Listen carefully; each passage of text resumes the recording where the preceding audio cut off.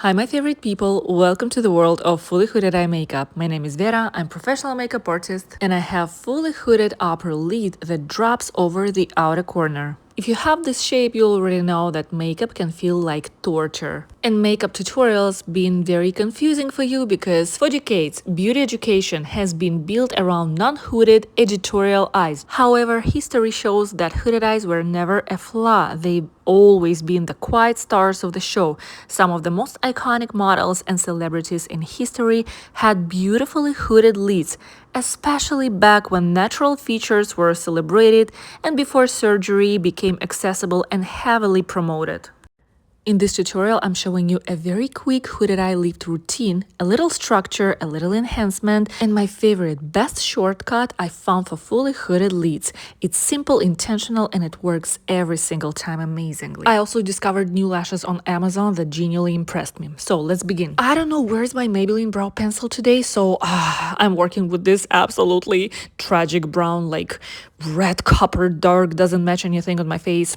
But anyways, my goal is lifting the brow arch and creating more negative space between my crease and my brow because on fully hooded eyes, that little bit of space changes everything. I'm going to use my favorite mist, and by the way, finally, I'm almost done organizing all my links. I'm still working on it, but the most important part is ready, so my curated makeup and wellness collection is now all in one place. You can check it in the description. Eye makeup, I like to start with my under eye makeup, and I love this part. Using my shadow bases with these brushes is so satisfying. Watching how they erase, neutralize, and brighten like magic and then blend into the skin like a dream. Oh, it's one of my favorite moments in the whole routine. For color correction, I'm using the midi bullet brush by Happy Eyelids. This size gives me precision exactly where I need it. And then to blend and diffuse, I switch to the Maxi Bullet brush. The transition between these two brushes makes everything look seamless without losing control. Oh, and if you're new here, Happy Eyelids is my own brand, a collection of eye shape engineered brushes and eyeshadow bases, sparkles that I designed specifically for hooded, deep set, monolid, protruding small eyes, real eyes, our shapes. I handcrafted brushes with intentional curvature, taper, and density that actually follow your anatomy. Everything is handcrafted and tested on real clients and on my fully hooded eyes and built to make your makeup routine finally make sense. So I'm mixing medium brown with bubble gum, and it's lavender leaning pink and a touch of nude. I mix them together to create this soft brown dusty rose hybrid shade. It gives structure without looking heavy, and it lifts the eye while still keeping it, romantic. I don't know. I just love it. With my midi bullet brush, I start by drawing imaginary guidelines. Think of it as mapping the architecture of your eye. I'm looking straight, I relax my face, and I fill in the little downfall gap, not little, the downfall gap between the highest point of my crease and the outer corner. This is what I mean, the holy grail lifting triangle technique. Then I squeeze just a bit of medium brown and with mini bullet brush, enhance your lower lash line, and then never skip this step. If you leave the lower lash line empty, your eyes will look droopier and heavier. The lower third of the eye balances and completes the entire structure. You see this little pocket that's created by the upper eyelid? The mini bullet brush fits into that space perfectly, and that's exactly where you want to place your shadow. It lifts, defines, and opens the eye. Now for mascara, I'm using the Tarte, my favorite tubing mascara that's basically finished. There's just a tiny bit of product left, which is perfect because I'm putting lashes on and I don't want a heavy coat. I just need a soft lift, and because the lashes I'm using today are wispy, the hair structure is very thin, so if I load my natural lashes with a full fresh mascara, they'll become too thick and will conflict with the lightweight lash clusters. But I still need a little definition to lift and enhance my natural lashes, so I keep this almost empty mascara specifically for situations like this. Usually for my eyes, I focus on the area from my open inner corner up to the highest point of my crease, that zone before the downfall begins. And when I look straight, that part of my eye stays slightly open, so I can draw a clean line without everything collapsing into the fold. And even though I have a dramatic epicanthic fold, I love emphasizing this section because it adds structure and definition definition without closing the eye. Now, tightlining is when you define the lash root line, not the upper waterline. You place the product into the lash roots in between each lash, so there are no sparse gaps.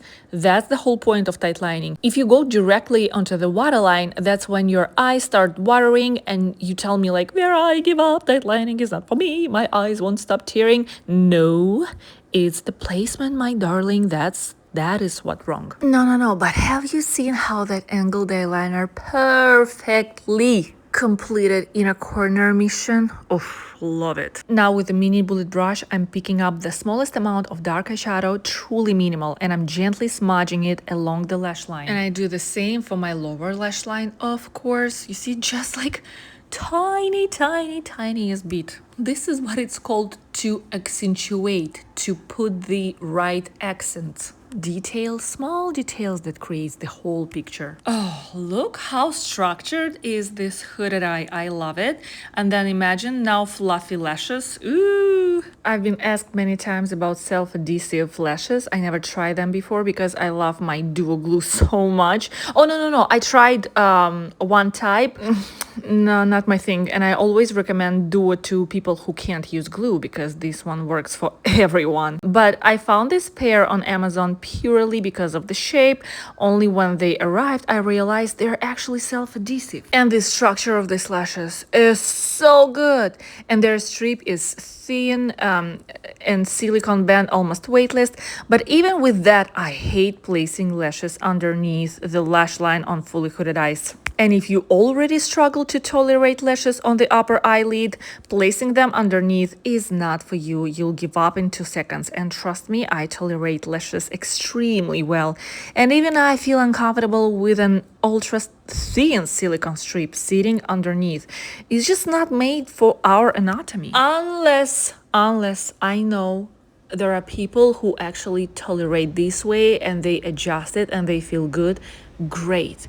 For those who are still searching, you can try, you can see, but as from my experience, huge experience, okay, placing on top of the lashes is better for our eye anatomy. I actually want to find the exact same style without self-adhesive strips, so I can just use my duo glue and place them on top. So, but look at this. I'm applying brown mascara, the Tarte Tube mascara, and oh my goodness, it looks like these are my lashes. I put on the tiniest amount of mascara and the effect is insane. I hate to say such words but I'm literally obsessed. Ew. This whole makeup style feels so soft but so lifted and elegant. And of course, the cherry on top is placing bubblegum, nude, or any pastel light shade from the Happy Eyelids eyeshadow bases, for example, onto the lower waterline. You can leave it like this as well because it looks amazing, I think. Please let me know what do you think actually. Now look, Tarte Tube mascara is the only mascara I trust on my lower lashes. But if you sweat, if your eyes tear easily, if warm water touches your eyes throughout the day, yeah, this one might be not the best option. But waterproof formulas on hooded eyes, they always smudge on us. Like, waterproof is a lie for hooded eyes. It transfers, it melts, it gives you raccoon eyes. But this tube mascara does not transfer. And your lower lashes are extremely important. They balance the entire eye and make the eye look larger and more open. And never skip them. Even a light coat transforms the whole structure. So if you struggle with lower lash smudging, try this one. It will not betray you. Now back to the speaking of the lower waterline. Use the flat definer brush, the brush that was made specifically for this step. It delivers and deposits the product in the exact placement you need, and then apply the shade to at least the outer third of the lower waterline, and boom, instant brightness, lift, instant balance for hooded eyes. And before someone comments that I'm going to clog my eye glands, let me clarify what's actually happening. When I apply product to the lower waterline, I'm placing it on the outer part of the waterline, mostly on the lash roots. This placement is safe, doesn't touch the eyeball, and doesn't interfere with the glands. This is also why it doesn't make your eyes watery. Hey, thank you for being here and allowing me to show you how powerful your eye shape really is. Please share this with people who need to know that I exist. I hope you enjoyed this tutorial. Now enjoy yourself. You're amazing. You got this, babe.